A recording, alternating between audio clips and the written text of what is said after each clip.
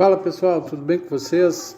Aqui é o João Paulo Bandeira, eu sou aluno do quinto semestre de licenciatura em Geografia da Universidade Federal de Pelotas e junto com o meu colega Vinícius a gente vai fazer esse podcast do socialismo e capitalismo. Eu vou falar um pouco do socialismo. O sistema socialista, podemos definir o socialismo como um sistema de organização política, social e econômica, cujo maior objetivo é construir uma sociedade sem classes e sem desigualdade. Para atingir este fim, o sistema socialista defende a extinção da propriedade privada. O Estado passa a ter o controle da população com o compromisso de garantir a todas as pessoas a distribuição justa de bens e serviços, também como saúde, educação e habitação. Agora, continuando, eu vou falar das características do socialismo. O socialismo, ele prevê a adoção das seguintes políticas. As três principais são estatização, a economia planificada e o pleno emprego. Na estatização, as terras e os meios de produção devem permanecer em poder do Estado, que também define o salário dos trabalhadores. Já na economia planificada, as atividades econômicas devem seguir uma planificação idealizada e executada pelo Estado, que decide o que é e como produzir para atender às necessidades de bens e serviços de cada indivíduo. Já no pleno emprego, para executar suas várias funções e diminuir a desigualdade social, o Estado garante o emprego para todos. O socialismo foi idealizado com o objetivo de eliminar as diferenças entre classes sociais. O socialismo na União Soviética e no leste europeu.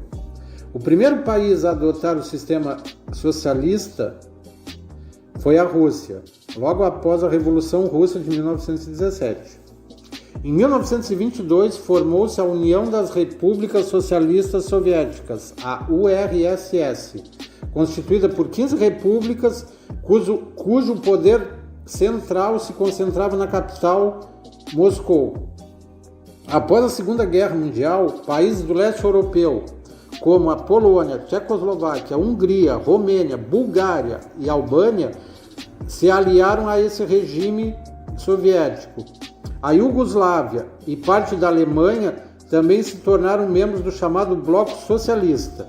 O modelo de governo instaurado na União Soviética e no leste europeu não seguiu as propostas originais do socialismo, que na prática o regime favoreceu uma classe de burocratas estatais, que impediu o povo de participar das decisões políticas. Outro ponto foi a ordem bipolar. Após o fim da Segunda Guerra Mundial, os países dividiram-se em virtude das diferenças entre seus sistemas políticos, sociais e econômicos. Surgiram assim dois polos de influência, o capitalista e do outro lado o socialista.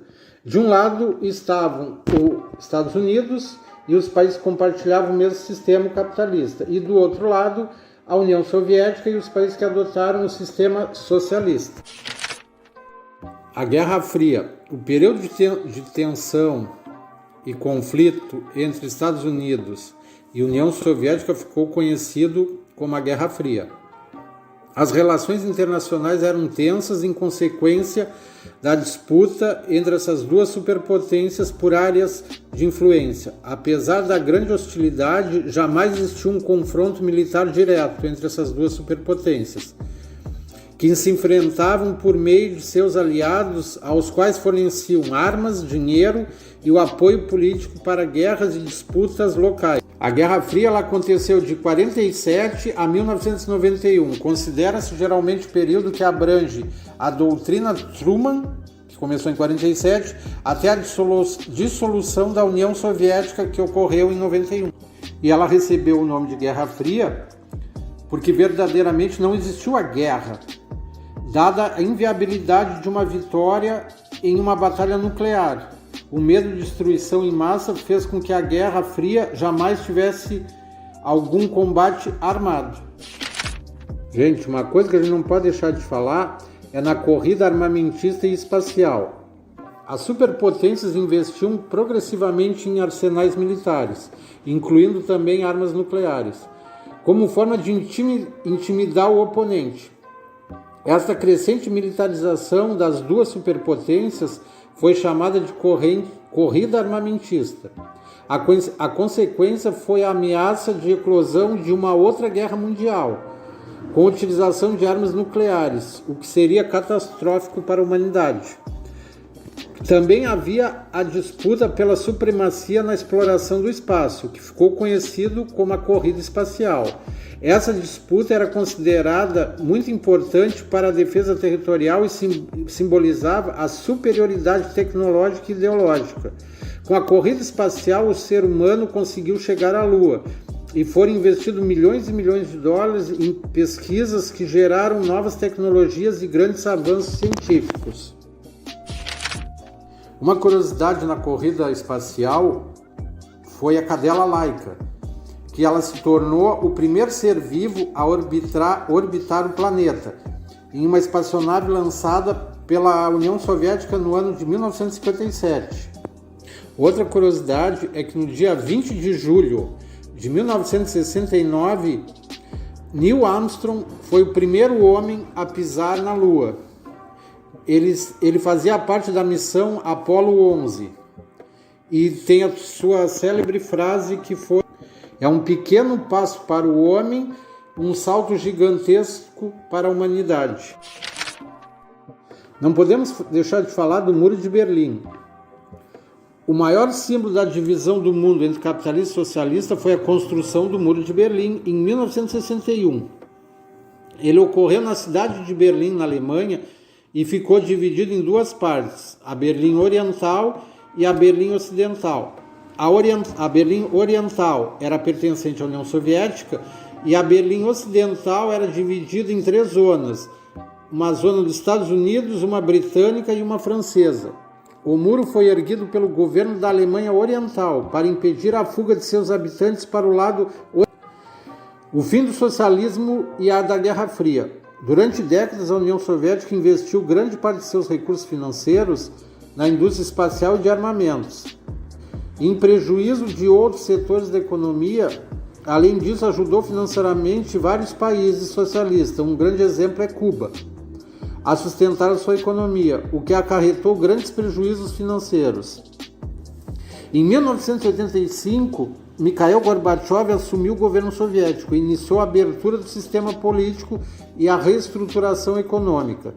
Essas mudanças se alastraram pelo bloco socialista e culminaram na dissolução da União Soviética e na queda dos regimes pró-soviéticos em toda a Europa Oriental. Na Alemanha, em 89, foi derrubado o Muro de Berlim, símbolo da Guerra Fria. Depois disso, vários países deixaram o bloco socialista e aderiram à economia de mercado. Em 91, a União Soviética deixou de existir e suas repúblicas se tornaram países independentes. Cumprimentos a todos, meu nome é Vinícius Lima, sou aluno do curso de Licenciatura em Geografia pela Universidade Federal de Pelotas e estou aqui hoje para falar com vocês sobre sistemas políticos. Eu vou explicar para vocês o que é o capitalismo e meu colega João Paulo o socialismo. Primeiramente, então, é bom ressaltar que sistemas políticos são modos de como devemos nos organizar enquanto coletivo, porque nós somos seres coletivos e pertencentes a uma sociedade, que pode se organizar de muitas formas, e o capitalismo e o socialismo são uma dessas formas. Então, pessoal, o sistema capitalista ele se desenvolveu na Europa durante a Idade Média, entre os séculos XI e XV. Nessa época, o sistema que era mais presente era o feudalismo, e apenas no século XVIII que o capitalismo se torna o principal sistema político. Nos primórdios do capitalismo, a sociedade era marcada por uma relação entre duas classes sociais, a burguesia e o proletariado. A burguesia ela era detentora dos meios de produção, que são as fábricas, máquinas, equipamentos, matérias-primas e as terras, que são usadas para a produção de bens e mercadorias. Já o proletariado, como ele não detém esses materiais, ele vende a sua força de trabalho, por meio do trabalho assalariado. O capitalismo ele é dividido em três fases: o capitalismo comercial, o capitalismo industrial e o capitalismo financeiro, e eu vou explicar para vocês como funciona cada uma dessas fases. O capitalismo comercial ele é a primeira fase do capitalismo e é marcado pela produção e comércio de produtos artesanais, que ocorre através da manufatura, na qual usam máquinas simples e dividem os processos do trabalho durante a produção dos produtos artesanais. Esta etapa do capitalismo ocorre durante o período das grandes navegações, que facilitou na expansão do capitalismo para as terras até então ainda não exploradas, pois implantavam um sistema colonial nessas terras e, através da mão de obra escravizada, forneciam matéria-prima e metais preciosos para os países europeus, assim como também consumiam os bens produzidos que vinham dos países europeus. Por conseguinte, temos o capitalismo industrial, que é marcado pela acumulação do capital e as crescentes demandas do mercado consumidor, que levaram os donos das oficinas de manufatura a introduzir inovações nas suas formas de produzir mercadorias, visando assim a expansão das suas produções. Essas inovações foram responsáveis pelo surgimento do que compreendemos hoje como a indústria.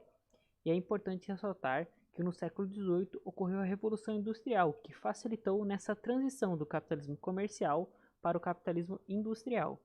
O capitalismo financeiro é a atual fase do capitalismo, e ele é marcado pela integração entre o capital industrial e o capital bancário, porque as indústrias faziam grandes operações de crédito, buscando obter capital para desenvolver as suas inovações tecnológicas. Assim, o capital deixa de pertencer exclusivamente às indústrias ou aos bancos, ele é pertencente aos dois. Assim, é possível que as indústrias garantam dinheiro para investimentos, podendo vender suas ações nas bolsas de valores. A compra de ações possibilita ao investidor obter lucro sem participar da produção de mercadorias. Então, pessoal, por fim, a gente tem as principais características do capitalismo, que são, a primeira delas, a propriedade privada dos meios de produção, que com isso pode-se comprar os meios de produção que pertencem da maioria a uma pessoa ou a um grupo de pessoas. Existem também os meios de produção que são controlados pelo Estado, as empresas estatais, que atuam em áreas de importância social e econômica, como as empresas de telefonia e de mineração. Temos também a economia de mercado, marcada pela atuação das empresas que decidem todas as questões sobre seus produtos, como preço, quando e onde produzir, por exemplo, compactuada pela lei de oferta e da procura. Temos também a concorrência. A concorrência serve para que as empresas procurem oferecer produtos a preços acessíveis. A concorrência amplia as opções de compra do consumidor e pode reduzir os preços. E por fim, temos o trabalho assalariado, que é marcado pela venda da força de trabalho dos trabalhadores por um salário, os chamados proletariados. Então, pessoal, isso é o que a gente compreende do capitalismo. Espero que vocês tenham gostado e até uma próxima.